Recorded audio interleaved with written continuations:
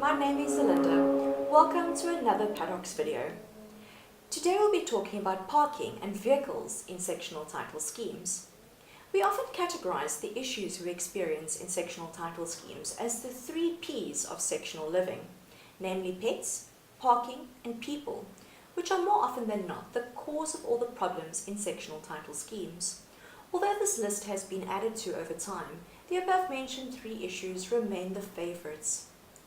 Prescribed Conduct Rule 3.1 of Annexure 2 to the regulations under the Sectional Title Schemes Management Act provides that the owner or occupier of a section must not, except in a case of emergency, without the written consent of the trustees, park a vehicle, allow a vehicle to stand, or permit a visitor to park or stand a vehicle on any part of the common property other than a parking bay allocated to that section or a parking bay allocated for visitors parking.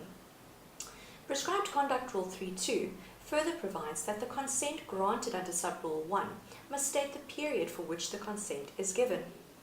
When comparing this conduct rule to its predecessor under the Sectional Titles Act, one can see that the rule now provides that vehicles can be parked on common property in the case of emergencies without the prior written consent of the trustees.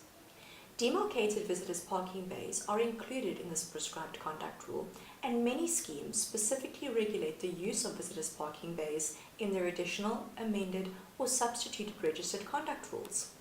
In my opinion, the most noticeable amendment to this rule is the deletion of the trustee's power to cause to be removed or towed away, at the risk and expense of the owner of the vehicle, any vehicle parked, standing, or abandoned on the common property without the trustee's consent. Now schemes will need to amend their conduct rules to grant the trustees the power to have these vehicles removed from common property or alternatively clamped. The amended rule should not provide that the trustees may themselves remove or tow away the vehicle, rather that they may arrange for the removal or towing away of the vehicle. By arranging a specialized contractor, the trustees reduce the risk of possible damage to the vehicle and liability for such damage. However, the situation has occurred when the trustees, managing agent, or scheme employees have been unsuccessful in their attempts to arrange such a contractor to come out to the scheme to remove or tow away a vehicle. In such a case, clamping of the vehicle may be a better option.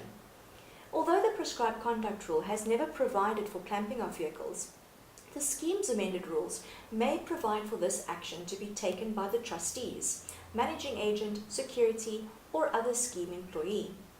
Bearing in mind that the owner of the vehicle will be liable for the expense of removing or towing away the vehicle, when drafting a rule providing for clamping of vehicles, provision may be made for a lease fee or penalty to be paid by the owner of the vehicle before the clamp will be removed from the vehicle.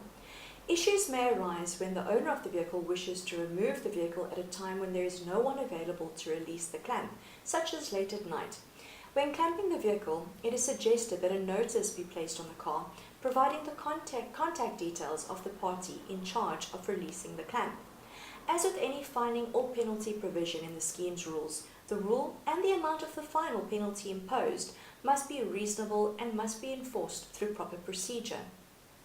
Thank you for watching this video. If you're a Paddocks Club member, why not discuss this matter with us further on the discussion forum?